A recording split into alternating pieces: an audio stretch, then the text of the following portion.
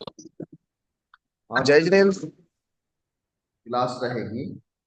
कल हमने महाकाव्य के बारे में समझने का प्रयास किया था कि महाकाव्य प्राकृत के कौन कौन से महाकाव्य हैं और कौन कौन से महाकाव्य। इसमें से आप सभी को ये ध्यान रखना है कि दो प्रमुख महाकाव्य हैं, जिसमें सेतुबंध और गौड़बहु। पहले हमने सेतुबंध की चर्चा की थी कि सेतुबंध नाम का जो महाकाव्य है, उसका नाम ही जो परिलक्षित होता है, उसके लेखक का नाम ध्यान रखना है कि लेखक उसके प्रेमसेन नाम के जो कवि हैं वो उसके लेखक हैं। और उसमें प्रेमसेन ने जो प्राकृत भाषा में सेतुबंध नाम का जो एक महाकाव्य लिखा है, उस महाकाव्य में सेतुबंध माने जो सेतु के बंधने की जो प्रक्रिया है उसका वर्णन किया गया है, ये ध्यान रखें। उसके बाद गौण बहो, गौण का वध जो है ना, वो भी कल अपन ने देखा था। उसके बारे में भी, उसको भी ध्यान रखना है। उसके बाद महाकाव्य के नाम के बारे में एक हमने द्वाश्रय महाकाव्य का नाम भी, इसका नाम कुमार पाल चरित्र भी है उसका नाम। वो आचार्य हेमचंद की रचना है। चौथे नंबर का जो था लीलाबाई कहा, कोउअल कवि की जो रचना है। ऐसे चार हैं। आपको परीक्षा में भी यही क्वेश्चन पूछा जाए कि महाकाव्य के नाम कौन कौन से हैं, तो आप यही बताएंगे। एक तो सेतुबंध है, एक इनका गौण बहू है, और दूसरा इनका लीलाबाई जो है वो, और एक कुमारपाल चरित्र द्वाश्रय काव्य। माने इस तरीके से ये चार महाकाव्य है। आज खंड काव्य की बात करेंगे। इस खंड काव्य की बात में, खंड काव्य की जो सीधी परिभाषा होती है, वह परिभाषा है कि जीवन के समग्र चरित्र का जिसमें वर्णन किया जाए वह तो महाकाव्य है। और जिसमें एक अंश का वर्णन किया जाए, माने एक अंश माने एक अकेली एक भाग को जिसमें लिया जाए, या एक अकेली स्वरूप को उसमें लिया जाए, उसका नाम है खंड काव्य। इसमें खंड काव्य के बारे में आज जो हम चर्चा करेंगे, तो प्राकृत में भी अनेक खंड काव्य हैं। जैसे कल हमने जो महाकाव्य के बारे में पढ़ा था, उसी प्रकार प्राकृत में अनेक खंड काव्य हैं। खंड काव्य की जो परिभाषा साहित्य दर्पण में दी गई है, उसमें कहा गया है कि महाकाव्य के एक देश का अनुसरण करने करने रूप कही गई है। माने जो महाकाव्य है उसमें एक देश नहीं है, उसमें सर्वदेश है। और जो खंड काव्य है उसमें एक देश है। और खंड काव्य भी महाकाव्य के समान प्रबंध प्रधान काव्य है। और इसके में समस्त तत्वों की आवश्यकता है। खंड काव्य में भी, जैसे महाकाव्य में अलंकृत अलंकार भी है, विषय वस्तु व्यापार का वर्णन भी है, रस भाव भी है, एवं संवाद तत्व हैं, काव्य की विधाएं हैं, ये पाई जाती हैं। तो खंड काव्य में भी इसी तरीके से सारी चीजें पाई जाती हैं। मगर खंड काव्य की प्रमुख विशेषता एक है, खंड काव्य में जीवन के एक पक्ष का वर्णन होता है। यह जीवन के किसी ममग स्परी पक्ष को अभिव्यंजित करता है, और किसी एक पक्ष का वर्णन होगा, उसे खंड काव्य कहते हैं। और जिसमें जीवन के सभी पक्षों का वर्णन होता है, उसको हम महाकाव्य कहते हैं। इतनी परिभाषा हमें समझना चाहिए। खंड काव्य प्रबंध काव्य का ही अंग है। कल हमने ये समझा था कि प्रबंध काव्य में महाकाव्य, खंड काव्य और चरित्र काव्य, ये तीन विधाएं की जो लेखक हैं, मतलब रचनाएं हैं, वो आती हैं। इसके बाद प्राकृत के जो खंड काव्य हैं, इसमें हमें क्या क्या उपलब्ध होता है। तो प्राकृत के खंड काव्य जो है ना, इसमें लोक जीवन के बारे में भी हमें अनेक दिशा सूचक बातें प्राप्त होती हैं कि लोग हृदय की सामान्य और सहज प्रवृत्तियां क्या थी, उसके बारे में जानकारी प्राप्त होती है। दूसरा, वीर भाव के बारे में भी जानकारी प्राप्त होती है कि वीर नायक के आख्यान का समावेश फलता युद्ध और श्रृंगार का समन्वय कर घृणा क्रोध और भय आदि का जो अवन्वय है वो है। और प्रेम तत्व की भी बहुलता होती है। इसमें जनरुचि के अनुकूल प्रेम तत्व का भी सन्निवेश होता है, प्रेम तत्व भी समावेश होता है। फिर उसके बारे में पौराणिकता, माने पौराणिकता, पौराणिक कथानकों के कारण से पौराणिक मान्यताओं का उसमें समावेश होता है। और फिर उसके बाद इसमें अहिंसा, वीरता, तप, त्याग आदि इन संदेशों की भी विभिन्न साधनों का रसमय रूप से इनका वर्णन भी होता है। तो प्राकृतिक खंड काव्य की विशेषताओं की जहाँ चर्चा की जाएगी, तो विशेषताओं में हमें ये बताना है कि इसमें लोक जीवन के बारे में भी इसमें अनेक तत्व प्राप्त होते हैं कि लोग के हृदय की सामान्य और सहज प्रवृत्तियां क्या हैं, उसके बारे में। फिर वीर भाव के बारे में भी, से युद्ध वगैरह के बारे में भी इसमें चर्चाएं प्राप्त होती हैं। इसके बाद प्रेम तत्व, माने जनश्रुति के अनुकूल प्रेम तत्व का भी सन्निवेश होता है। फिर पौराणिकता, जब अपन खंड काव्य की विशेषताओं की बात करेंगे तो उसमें भी पौराणिकता का भी हम ध्यान रखेंगे। पौराणिक कथानकों के कारण से पौराणिक मान्यताओं का समावेश इसमें किया जाता है। और उसके बाद अहिंसा, वीरता, तप, त्याग आदि का संदेश भी इन प्राकृत के खंड काव्यों में प्राप्त होता है। और उसमें जो खंड काव्य हमारे हैं, एक खंड प्राकृत में अनेक तरह के खंड काव्य पाए जाते हैं। उसमें एक प्रमुख खंड काव्य जो है ना, उसका नाम है कंस बहो, कंस वध जिसको हम कहेंगे। तो कंस बहू नाम का एक हमें खंड काव्य प्राप्त होता है। तो इस खंड काव्य जो कंस बहू नाम का खंड काव्य है, इसका हिंदी में अर्थ है कंस वध नाम है। तो नाम का कारण प्रागत के गौण बहू नाम का एक महाकाव्य है, उसके आधार पर, और संस्कृत का एक शिशुपाल वध नाम का एक खंड काव्य उसके आधार पर ही किया गया है। इसमें जो है ना, इस खंड काव्य में लोक जीवन, वीरता और प्रेम तत्व का भी समावेश किया गया है।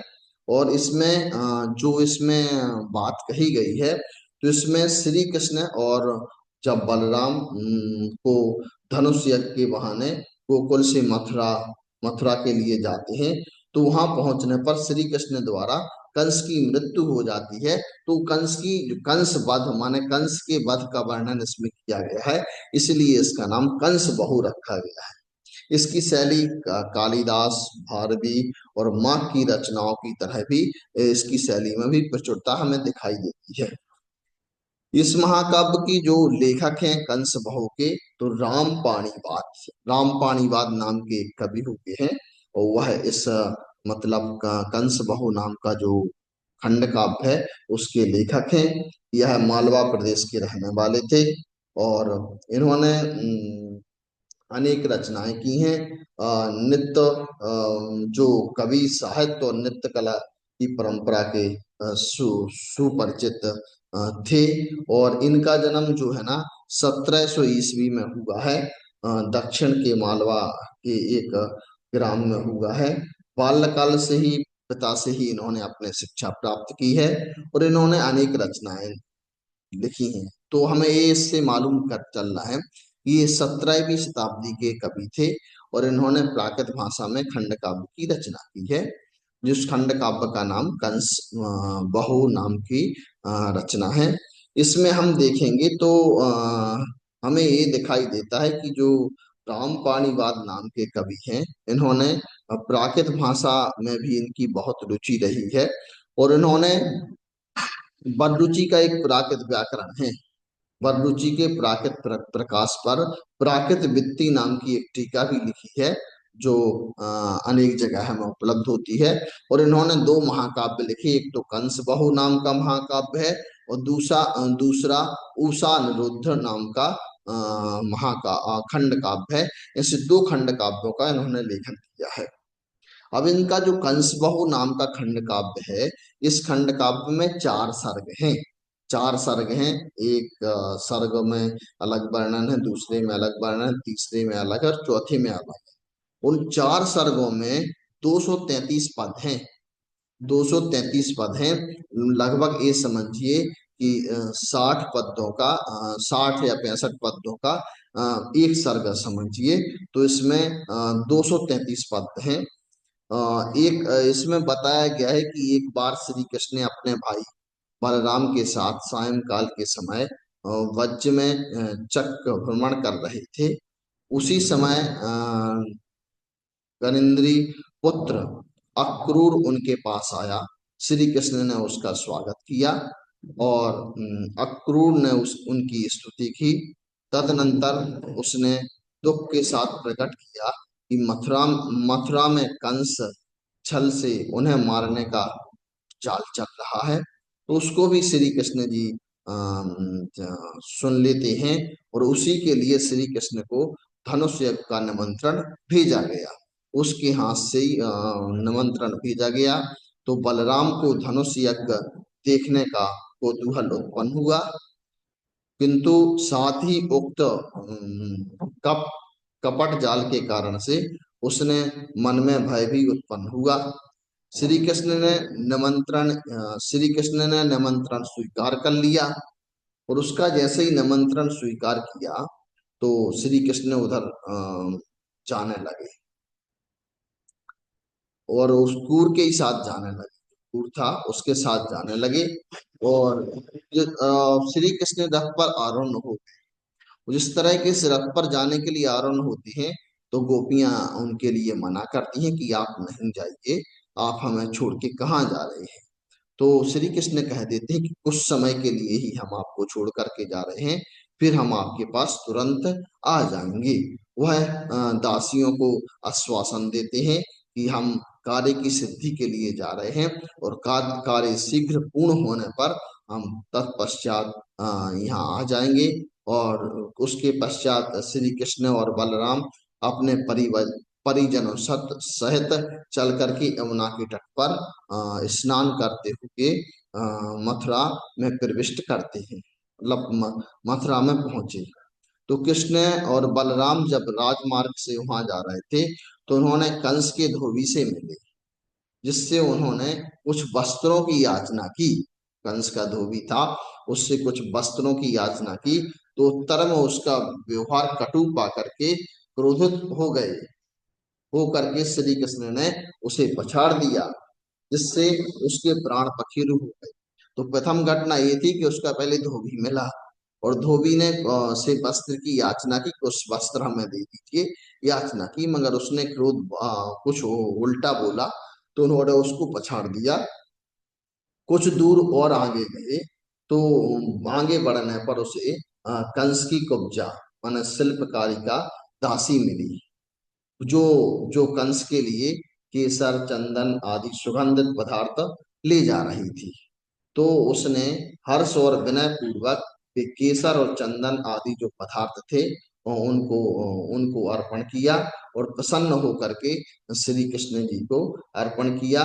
तो प्रसन्न होकर के श्री कृष्ण ने उसे कुब्जा को छू लिया, जिससे उसका कुबड़ापन दूर हो गया और उसने श्री कृष्ण से प्रेम की भिक्षा मांगी, जिससे उन्होंने यह कह करके टाल दिया कि हम आवश्यकता पड़ने पर मैं आपको बताऊं।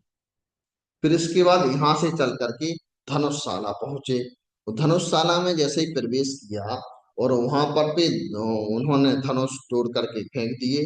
राक्षसों के विरोध करने पर उन्होंने उन्हें यज्ञ गृह में अतिथि बना दिया।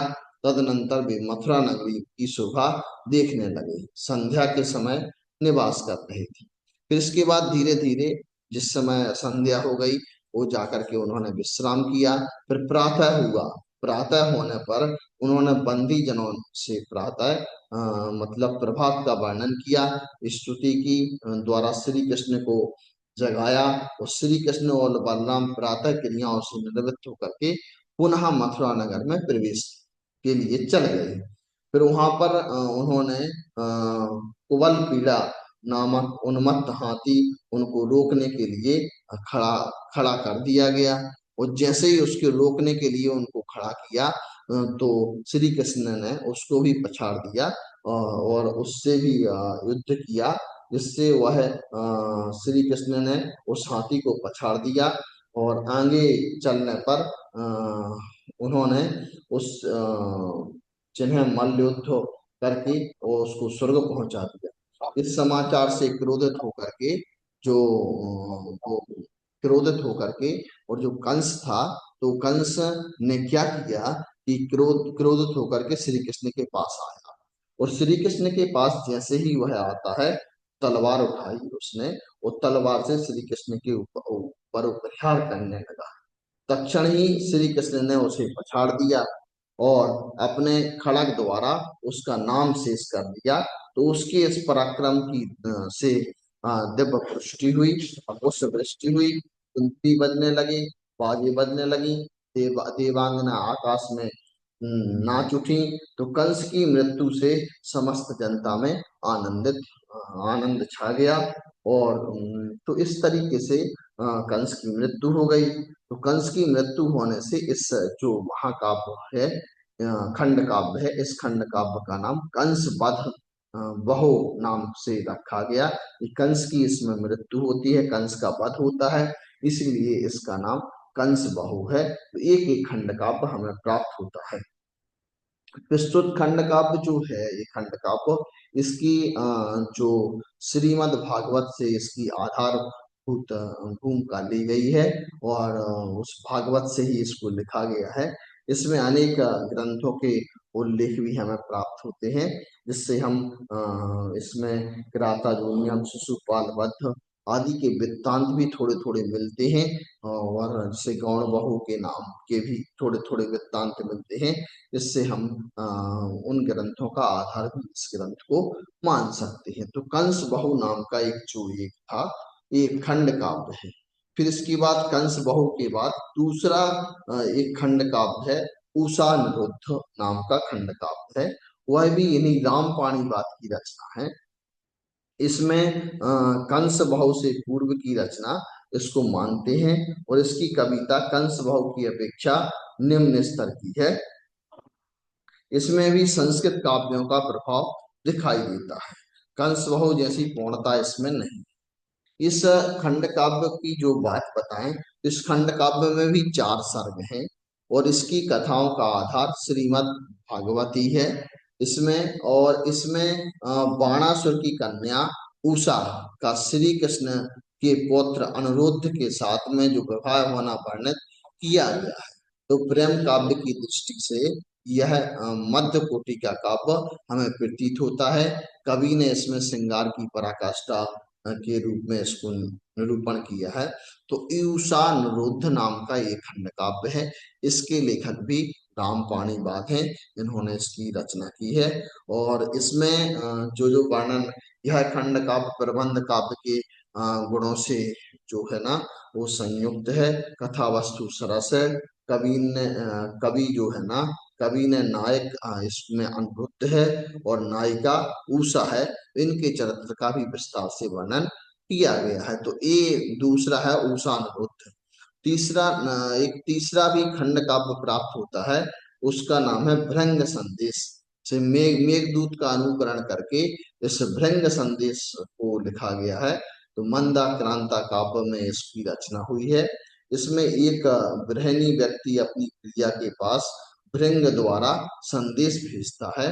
तो माया के प्रभाव के कारण से उसके वियोग में उसकी पत्नी मतलब वियोग अपनी पत्नी से हो जाता है। तो इस ग्रंथ के कर्ता का पता अभी तक चला नहीं है कि कौन कौन है, कि क्या है। इसका एक जगह उल्लेख मिला है, त्रिविक्रम के पुस्तकालय में संस्कृत टीकाकार ने इसका उल्लेख प्राप्त हुआ है। तो प्राकृत के जो खंड काव्य की बात करेंगे, तो खंड का पहला खंड काव्य हमने जो समझा, वह खंड काव्य था कंस बहु, वो रामपाणी वाद की रचना है। और दूसरा उषा निरुद्ध नाम का खंड काव्य है, वो भी रामपाणी वाद की रचना है। और तीसरा जो है ना भृंग संदेश, इसके लेखक का हमें मालूम है। तो ये 3 खंड काव्यों के बारे में हमने जानकारी प्राप्त की।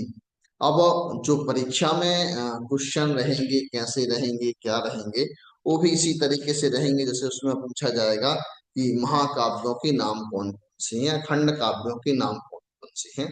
तो महाकाव्यों के नाम हमें जैसे पहले अति लघु उत्तरीय प्रश्न 2 नंबर का क्वेश्चन आएगा, तो उसमें सिर्फ नाम पूछा जाएगा। और फिर उसके बाद वो उसमें जो क्वेश्चन अति लघु उत्तरीय रहेगा, फिर दीर्घ उत्तरीय रहेगा, और फिर ऐसे 3 तरीके के रहे। ये तो अति लघु उत्तरीय और लघु उत्तरीय और फिर दीर्घ उत्तरीय। तो उसमें पहले नंबर जो रहेगा, पहले नंबर जैसे खंड काव्य का आपसे नाम पूछ लिया, और दूसरे वाले में जो रहेगा लघु उत्तरीय वाले रहेगा उसमें खंड काव्य का परिचय पूछेंगे। तो जैसे अभी आपने खंड काव्य कंस भव के बारे में पढ़ा, उसके बारे में और डिटेल होगी, मैं आप सभी को भेज दूंगा, तो उसके बारे में जो आपने पढ़ा उसके बारे में भी बताया जाए। इसके बाद जैसे उसमें महाकाव्य में गौण बहू का भी परिचय आ सकता है, या सेतु बंध का परिचय आ सकता है। मुख्य तो देखो सेतु बंध और गौण बहू ही है महाकाव्यों में, और खंड काव्य में कंस बहू ही मुख्य है, और उसी के लिए मतलब मुख्य रूप से लेते हैं। और उसके बाद जैसे इन्होंने खंड काव्य की विशेषताओं के बारे में पूछा जाए कि खंड काव्य की विशेषताएं क्या है, तो उसके बारे में अभी अपन ने देखा था कि लोक जीवन के बारे में जिसमें वर्णन प्राप्त हो। लोक जीवन में लोक के जीवन की कुछ भी हो सकता है, उसके बारे में जो वर्णन प्राप्त होते हैं। वीर भाव के वीरता का जहाँ उदाहरण हो, युद्ध का वर्णन हो, या कुछ और छोटे युद्ध का वर्णन हो, तो जहाँ वीरता का वर्णन जहाँ हो उसमें भी प्रेम तत्व पाया जाए, वहां भी खंड काव्य होता है। जो प्रेम तत्व जहाँ दिखाई दे, और पौराणिकता माने प्राचीन कथाएं जहाँ, जैसे श्री कृष्ण की जो कथा आई अभी, उषा अनिरुद्ध की कथा भी है, ये पौराणिक कथा है, पुराणों के माध्यम से हमें हमारे पास आई है। तो ये पौराणिक कथाएं, पौराणिक कथाओं का वर्णन जहाँ प्राप्त होगा, वहाँ खंड काव्य की विशेषताएं परिलक्षित होंगी। तो ये पौराणिक कथाएं हैं, और उसमें अहिंसा का, वीरता का, तप का, त्याग का संदेश जहाँ दिया जाए, वहाँ भी खंड काव्य परिलक्षित होता है। तो खंड काव्य की इस तरीके से विशेषताएं भी, इसी तरीके से जहाँ महाकाव्य की विशेषताओं के बारे में रहेगा ना, तो कल जब अपन ने वो समझा था कि महाकाव्य की जो विशेषताएं हैं तो कौन कौन सी हैं, उसके बारे में कौन कौन सी क्या है क्या नहीं। जैसे अपन ने कल समझा था कि मतलब कथात्मक, कथा कथात्मक होगा, छंदोबद्ध होगा, वह महाकाव्य। सर्गबद्धता रहेगी, खंड का विभाजन रहेगा, कथा का विस्तार रहेगा, जीवन के विविध और समग्र रूप का चित्रण जिसमें किया जाएगा, उसको महाकाव्य कहेंगे। और इससे जो विपरीत, जैसे अपन ने महाकाव्य में देखा कि समग्र रूप का चित्रण किया जा रहा है, और एक पक्ष का चित्रण जहाँ किया जाएगा वो खंड काव्य है, और जहाँ समग्र रूप का चित्रण किया जाएगा वो महाकाव्य है। जैसे लोकगीत हैं, लोक कथाएं हैं, उनके तत्वों का सम्मिश्रण होगा, संगठित कथानक भी होंगे, शैली में गंभीरता रहेगी, उदात्तता रहेगी, मनोहारिता रहेगी। ये सारे जो कथानक मतलब उपलब्ध होंगे, ये सब चीजें जो है ना, ये महाकाव्य की रहेगी। तो खंड काव्य की विशेषताएं, महाकाव्य की विशेषताएं, और इस खंड काव्य और महाकाव्य के इतिहास के बारे में भी पूछा जा सकता है कि जैसे खंड प्राकृत में तो खंड काव्य और महाकाव्य का इतिहास जैसे सेतु बंध से ही हमें प्राप्त होता है। इसके पहले महाकाव्य के बारे में हमें चर्चा ही प्राप्त होती है, उसके बारे में, इतिहास के बारे में हमें जानकारी प्राप्त नहीं होती है।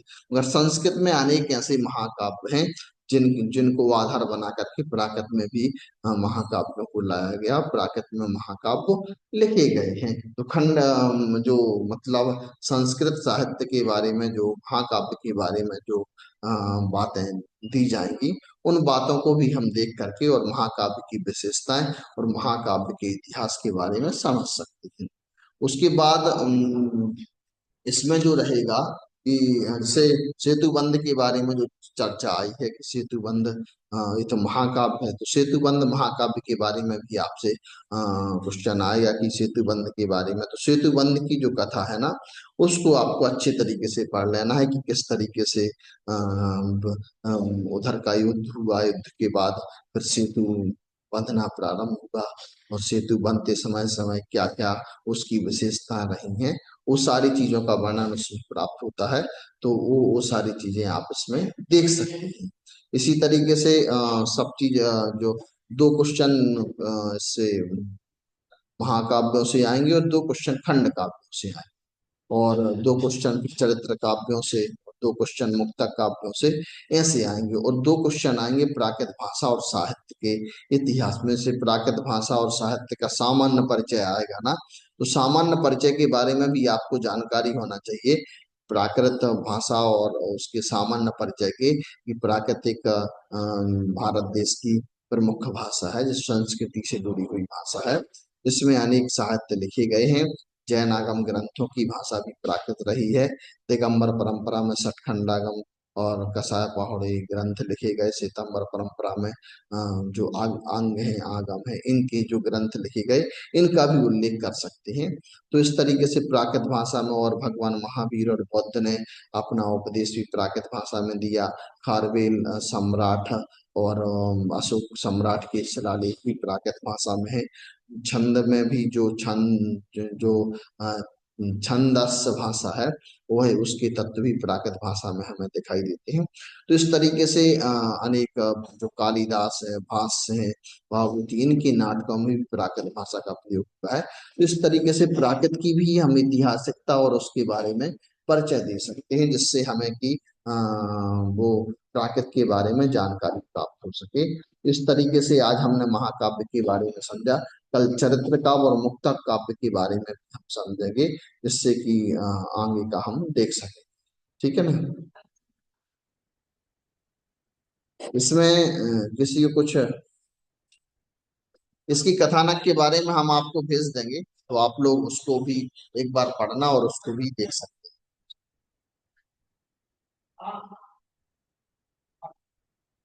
हेलो।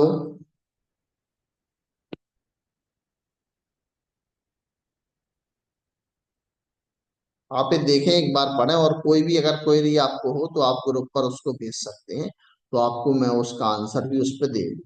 ठीक है ना।